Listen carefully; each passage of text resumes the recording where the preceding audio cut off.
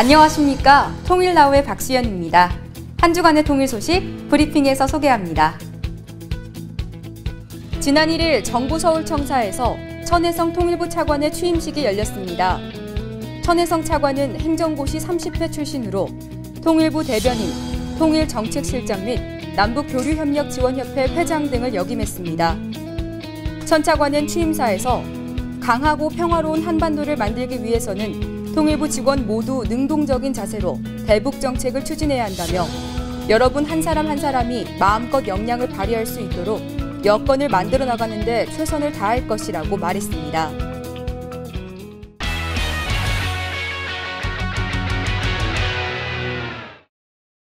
국가의 중요 정책을 심의하고 결정하는 국무회의.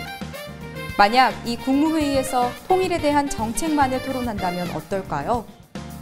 열정 있는 대학생들이 모여 통일 정책을 이야기하는 모의 국무회의를 열었습니다. 그 현장으로 지금 함께 가보시죠. 통일에 대해서 새로운 국가가 만들어진다고 하더라도 이러한 계약들이 자동으로 파기되는 것은 아닙니다. 충분히 재협상이 가능할 것으로 보입니다. 단상 위에서 벌이는 불꽃 튀는 설전. 대학생들만이 할 수 있는 아이디어 넘치는 토론. 딜라 딜라 딜라이 딜라 딜라 딜라이 화이팅! 유젠 화이팅! 미래의 국무위원들의 뜨거운 토론 배틀 지금부터 시작합니다.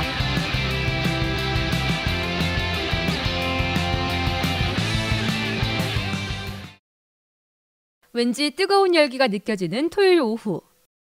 안녕하세요. 통일부 대학생 기자 원준석입니다. 제가 지금 나와 있는 곳은 파주 지지양이라는 곳인데요. 오늘 통일에 관심이 많은 대학생들이 특별한 행사에 참여했다고 해서 한번 와봤습니다. 그렇다면 저와 함께 같이 들어가 보시겠습니다.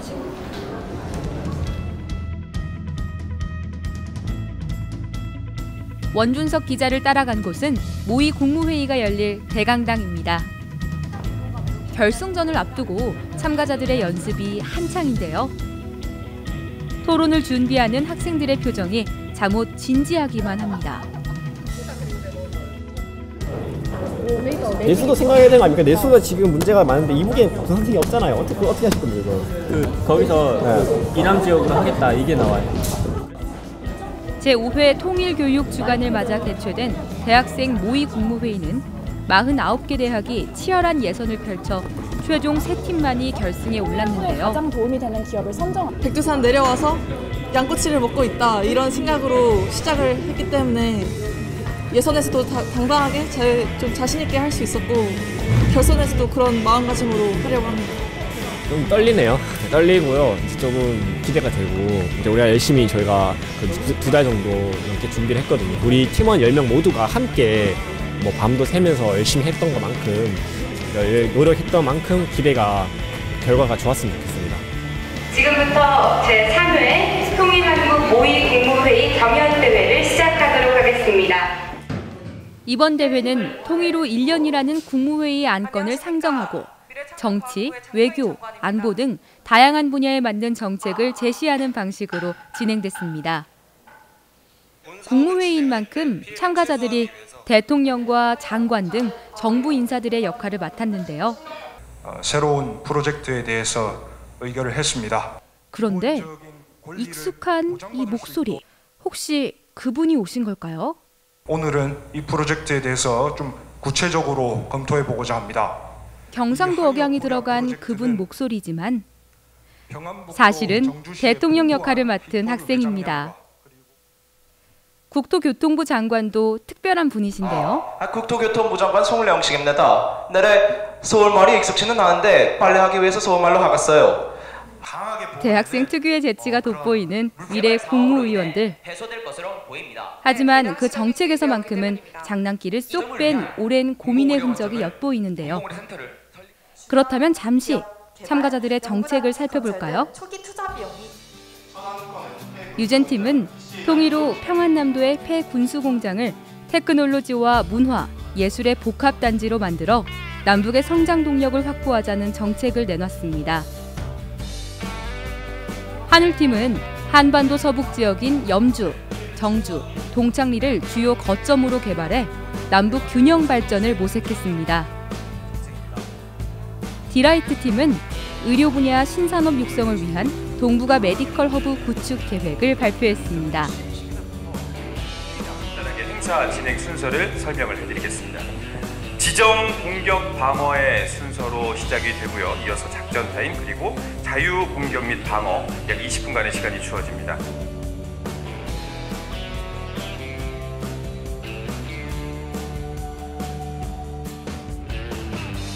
학생들은 상대팀의 날선 질문에도 망설임 없이 자신의 정책의 장점을 알립니다. 말씀하신 의료 휴양지는 경제적 여유가 되는 사람들이 주 이용 대상일 텐데요. 그렇다면 자연스럽게 북한 지역 주민들은 그 대상에서 소외되는 것이 아닌지 이 상대적 박탈감에 대한 생각과 대안이 궁금합니다. 의료 관광 산업의 발전을 통해 이북 지역 주민들은 의료 산업 등 높은 질의 일자리뿐 아니라 관광업 및 숙박업 등 다양한 산업에 종사할 수 있을 것입니다. 풍부한 자료조사에서 오는 수준 높은 토론에 방청객들이 귀를 기울이는데요. 외국 기업들은 북한 지역에 있는 현재 광물 그리고 희토류를 채굴할 권리를 가지고 있습니다. 통일에 대해서 새로운 국가가 만들어진다고 하더라도 이러한 계약들이 자동으로 파기되는 것은 아닙니다. 통일이라는 특수한 상황 그리고 통일 이후 대한민국이 이제 추구해야 할 최저 생존권 보장 그리고 북한의 경제 재건 이 두 가지의 한 목적성 요청을 감안을 해준다면 충분히 재협상이 가능할 것으로 보입니다. 예술적인 감각과 과학기술 역량을 동시에 다루어야 하는 고도화된 영역인데 과연 다른 산업에 비해 진입 장벽이 낮은 것으로 볼 수 있을까요? 문화예술은 남북한 협업이 비교적 수월하게 이루어질 것이라고 기대하고 있습니다. 창과 방패가 팽팽하게 맞선 토론 배틀. 과연 사람들은 어떤 팀의 손을 들어줄까요? 먼저 장려상부터 발표하겠습니다. 한결 여유로운 표정으로 수상자 발표를 기다리는 참가자들. 디라이트. 자신이 상상한 통일 한국의 미래를 그려보고 최선을 다해 토론을 한 학생들에게 승부는 그리 중요한 게 아닐지도 모릅니다. 진짜 1등해서 믿기지가 않고 같이 열심히 노력해준 팀원들한테 감사하다는 말 하고 싶습니다. 저희가 많은 사람들을 만나고 그 많은 사람들의 다양한 고견을 들으면서 통일 한국이 무엇인지 다시 한번 생각해보는 계기가 되어서 개인적으로는 굉장히 만족하고 있지만 나중에 가서는 또 한번 나중에 더 잘할 수 있지 않았을까 한번 생각을 들 것 같긴 해요. 아쉽긴 하네요. 좀. 미래에 대해 고민하는 젊은 세대가 많을수록 통일은 더 빨리 찾아오는 것은 아닐까요? 내년에는 더 참신하고 실효성 있는 정책이 가득한 모의 국무회의를 기대하겠습니다. (2000년 6월) 잠실 실내체육관에서 체육관 건립 이후 최대의 관중 동원 기록이 세워집니다. 바로 평양교회단의 공연 때문인데요. 평양교회단은 어떻게 서울까지 와서 공연을 하게 됐을까요? 또 공연을 본 사람들은 무엇을 봤을까요? 통일 발자국에서 그날을 찾아가 봤습니다.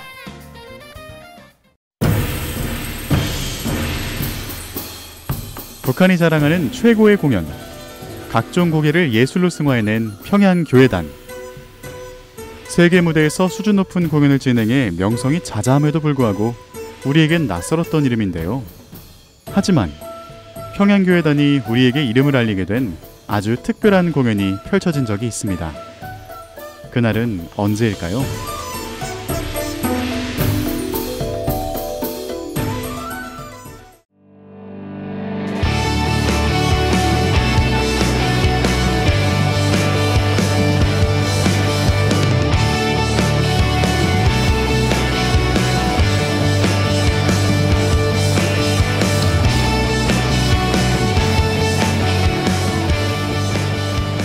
(2000년 6월 4일) 잠실 실내체육관.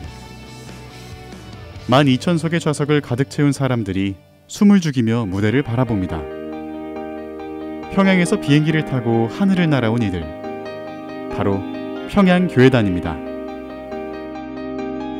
바로 전해인 1999년 통일농구대회에서 농구선수단과 함께 입국해 경기 중간에 잠시 묘기를 선보였던 평양교회단. 김유식 예술부단장을 중심으로 공연단 62명과 악단 15명, 연출가와 기술진 등 102명의 사람들이 교회단만의 단독 공연을 위해 서울에 온 것입니다. 93년에 제가 북경에 가서 북경대사관에 접촉을 했는데 이게 지금 될 사업인가? 왜냐하면 남북 간의 교류가 없었잖아요. 2000년이 돼서 6.15 정상회담이 준비되면서 김보희 선생이 이제 배우 출신이고 또 NS21이라는 북과 교류하는 사업을 하는 기획사를 운영하셨고 거기서 이제 최종적으로는 북의 아태평화위, 아시아태평양 평화위원회와의 이제 계약 주체는 그렇게 됐어요. 이제 추진해오던 주체들을 그러면 묶어갖고 하나의 추진위원회를 하게 된 거죠. 북한에는 평양교회단만의 전용 공연장이 있는데요. 그것을 그대로 옮겨올 수는 없는 일. 6월 1일부터 가설 무대를 설치하고 적응 훈련을 하느라 예정된 날짜에서 하루가 지난 6월 4일이 되어서야 공연이 진행되었는데요. 일주일간의 공연을 위해 남북의 기술팀과 연출팀이 동고동락하며 공연을 준비합니다. 우리나라 체육관은 그런 북한처럼 교회단 공연이 없잖아요. 위에서 이렇게 날아다니고 이러는 공연이 없는데 그러니까 천장에 어떤 장치가 없죠. 근데 북한 공연단은 천장 하늘에서 이렇게 세 바퀴 돌고 막 이렇게 날아다니는 게 있어요. 천장에 무슨 그 고정물이 있어야 되는데 없어서 결국에는 안전이 최고다. 왜냐하면 공연하다 사고 나면 큰일 나니까. 우리나라는 음향기기를 가지고 얘기하면 그 36채널, 64채널 채널이라고 해서 그 음향 들어오는 거를. 근데 걔네들은 그 신동호 동무는 남조선에서는 몇 통로를 쓰시오 그러더라고요. 그 통로가 무슨 말인지 모르잖아요. 땅굴도 아니고. 그러니까 이게 무슨 말인가. 그래서 알고 보면 우리보다 더 순수할 수 있는 우리말인데 우리가 안 쓰니까 그런 언어의 차이, 그런 차이들이 연출하다 보면 서로 툭툭 튀어나오는 말을 이해 못하니까. 2000년 6월 4일 자녀들과 함께 첫 공연을 관람했던 강백향 씨. 평양교회단의 공연이 여느 서커스 공연과는 사뭇 다른 분위기였다고 기억합니다. 공연을 보러 가야겠다고 이제 결심했던 것은 이런 기회가 언제 다시 오게 될지 아이들하고 데리고 가서 보면서 굉장히 특별한 경험이 될 거라고 생각을 했기 때문에 저뿐이 아니라 다른 사람들도 그랬던 것 같아요. 평소에 이제 우리가 흔히 볼 수 없는 공연이었기 때문에. 15인조 관현악단의 신명나는 반주와 형형색색의 조명 속에 전체 교회 단원들이 손을 흔들며 나와 관객에게 인사하며 막이 열렸는데요. 아슬아슬한 고개가 펼쳐질 때마다 관객들의 환호와 탄성이 절로 터져나옵니다. 평양교회단은 그 사람 몸 자체로 공연을 하는 것 같았어요. 그래서 그 몸이 살아있는 움직임 이런 것들이 더 돋보였던 것 같고 널뛰기라든지 또 이런 것들을 잘 살려서 했던 모습들이 우리 전통을 잘 살리고 있구나 이런 생각을 많이 하게 됐습니다. 원래 서커스가 좀 이렇게 아슬아슬한 장면들이 많잖아요. 그래서 그런 장면을 볼 때마다 다른 그 공연장보다 훨씬 더 사람들이 적극적이고 또 호의적인 태도로 관람을 했던 것 같습니다. 굉장히 완성도 있는 공연이었기 때문에 끝나고 그럴 때는 막 우리의 소원을 부르거든요. 그야말로 이 관객들이랑 그냥 손잡고 이렇게 같이 하는데 그야말로 이 하나가 되는 그런 느낌을 다 갖고 공연을 마치고 통이 되는 거 아니냐 이렇게 하다 보니 그런 마음을 갖고들 감동을 갖고 자리를 마쳤죠. 평양교회단은 5월 29일부터 6월 11일까지 14일간 서울에서 지냈지만 공연 외적인 부분의 노출은 자제하는 분위기였습니다. 완전 공개는 아니고 일부 공개를 해서 이제 무대 설치하고 연습하고 이제 이런 장면들 그때부터 이제 취재를 했었는데 남북교류 초기라서 무대 뒤는 막 좋기만 한 것이 아니고 이제 남과 북이 같이 있는 거니까 우리 정부는 정부대로 북한 사람이 100명이 나왔으니까 이 사람들을 보호도 해야 되겠고 또 방첩의 생각도 하는 거잖아요. 가면 교회 배우가 100명이면 기관원이 200명인 거예요. 그러니까 좀 무서웠어요, 분위기가. 워커힐 호텔의 현관 앞에 이제 버스가 서면 양쪽에 사람들이 차벽을 딱 이루고 딱 서요. 그러면은 이제 그분들이 나와가지고 버스를 딱 타요. 그러면 버스가 딱 출발하면 또 버스가 달려가지고 잠실체육관 앞에 그분들이 출입하는 문이 있거든요. 그럼 또 다시 또 이렇게 딱 타벽을 쳐요. 그러면 그분들이 내려서 다시 안으로 쏙 들어가고 그렇게 출퇴근을 하면서 나중에 물어보니까 서울에서 뭘 봤나요? 했더니 그분들밖에 못 봤어요. 그분들 너무나 안 보이니까. 긴장과 설레임을 동시에 안고 진행된 평양교회단의 서울 공연. 당시 잠실 실내체육관 건립 이후 최대 관중 동원과 분단 이후 북한에서 최대 인원이 최장기간 동안 남측에 머물렀다는 기록을 세우는데요. 평양교회단의 서울 방문이 남긴 기록들을 뒤로하고 다시 한번 그들의 공연을 볼 수 있는 날이 오길 기다려봅니다. 오늘 준비한 소식은 여기까지입니다. 이상으로 통일나우를 마칩니다. 시청해주신 여러분 고맙습니다.